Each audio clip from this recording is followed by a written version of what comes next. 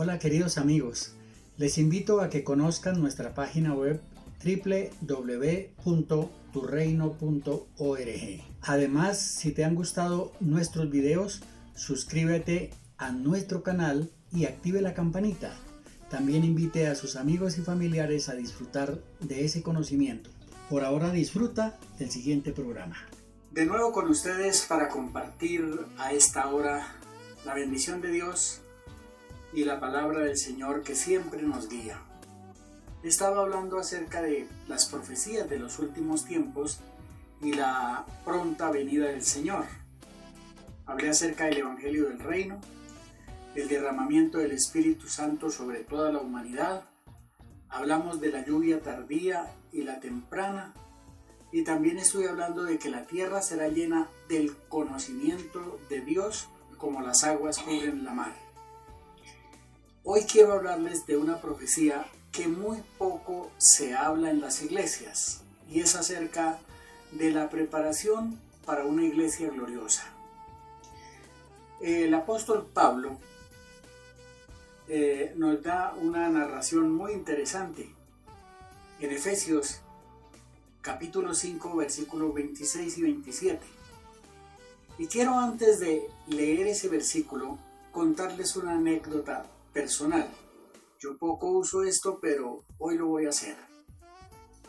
Estando de pastor en una iglesia en la ciudad de Bogotá, fui a visitar a una hermana que ya tiene sus años, y fui a visitarla un día, y hablando con ella, siempre las personas de mayores hablan de su pasado, de sus anécdotas, y hablando de esto, ella me dijo estas palabras: es que cuando uno ya llega viejo, lo único que le salen son pecas y arrugas. Y yo me quedé impresionado en ese momento, porque vino a mi mente el pasaje que les hablé de Efesios capítulo 5, y quiero leerlo y vamos a comparar. Dice que Cristo amó a la iglesia y se entregó a sí mismo por ella. Esto lo hizo para santificarla, purificándola con el agua de la palabra, para presentársela a sí mismo una iglesia gloriosa, sin mancha, ni arruga, ni cosas semejantes, sino santa y sin mancha. Ahora sí pueden relacionar la anécdota. Las personas mayores, y esto lo hablo no con el ánimo despectivo, lógicamente, porque todos pasamos por ahí, pero cuando uno llega a cierta edad, le empiezan a salir las arrugas y las manchas en la piel, y es una señal de vejez. Y Cristo viene por una iglesia sin mancha y sin arrugas, lo que quiere decir que es una iglesia rejuvenecida. Ahora, ¿quién la va a rejuvenecer? El Señor dice en su palabra que así como nosotros somos rejuvenecidos como el águila, así también la iglesia será rejuvenecida por Cristo mismo. Porque dice ahí que el propósito de santificar a la iglesia y quitarle las manchas y las arrugas es a fin de presentársela a sí mismo. Quiere decir que Él es el que está interviniendo para establecer una iglesia rejuvenecida. Y si nosotros miramos en la práctica vamos a darnos cuenta que la iglesia ha caído en muchas tradiciones, en muchas doctrinas y en muchas cosas que Dios habló en el pasado, pero la iglesia no actualiza lo que Dios está haciendo. A nosotros nos gusta hablar mucho del pasado, de la tradición, de lo que Dios hizo, pero cuando hablamos de lo que Dios está haciendo en este tiempo y de lo que hará en el futuro. Y este es el propósito del cual estoy hablando de estas profecías. Porque tenemos que conocer los tiempos de Dios. Tenemos que saber lo que Dios está diciendo en este tiempo. Y Dios está preparando a su iglesia que se rejuvenezca, que le busque, que le ame. Tal vez esta pandemia que estamos viviendo en estos últimos meses sea un llamado de Dios para que la iglesia reflexione, para que la iglesia, aquellos que se han apartado de la iglesia o que andan en una vida mediocre, puedan corregir sus errores. Pero también para que las personas que no conocen a Cristo vengan a Él. Y ese es el propósito de estas profecías. No es simplemente contar lo que va a pasar y ya.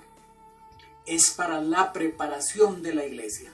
Así como antes mencioné, que los campesinos preparan las bodegas, el empaque, los obreros para la gran cosecha, pues Dios está preparando a la iglesia, está preparándola para la segunda venida de Cristo, pero también para el trabajo que se realizará en el gran avivamiento que pronto viene.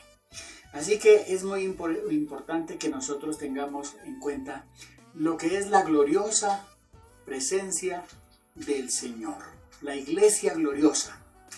Ahora, en el Antiguo Testamento hay un pasaje en uno de los profetas menores, el libro de Ageo, que estaba Dios hablando acerca de la restauración del pueblo de Israel en la cautividad.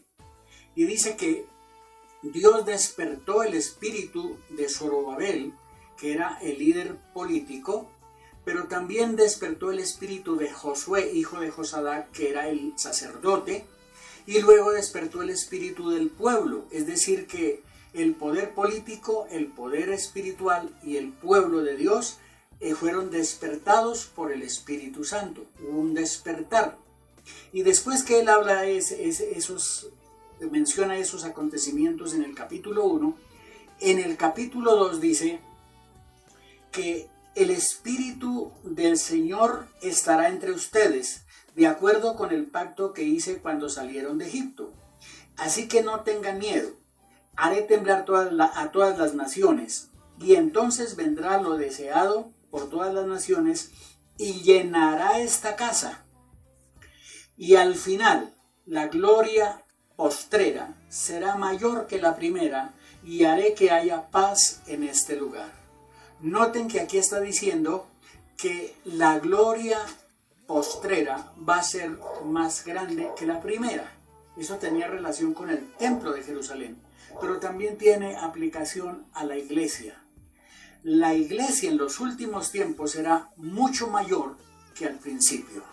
Será más poderosa que al principio. La gloria de la iglesia, la gloria de Dios en la iglesia será mayor en la parte postrera que en la primera. Esto tiene una aplicación muy importante.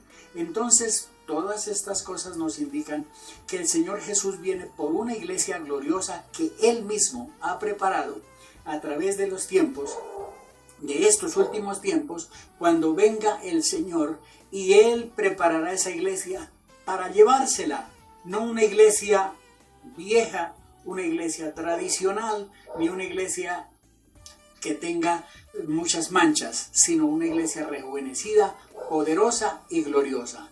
Que Dios nos ayude a estar preparados para el encuentro con el Señor que pronto viene. Nos encontramos en el próximo programa y deseo que Dios les bendiga y reflexionen sobre estas profecías, porque Cristo viene pronto.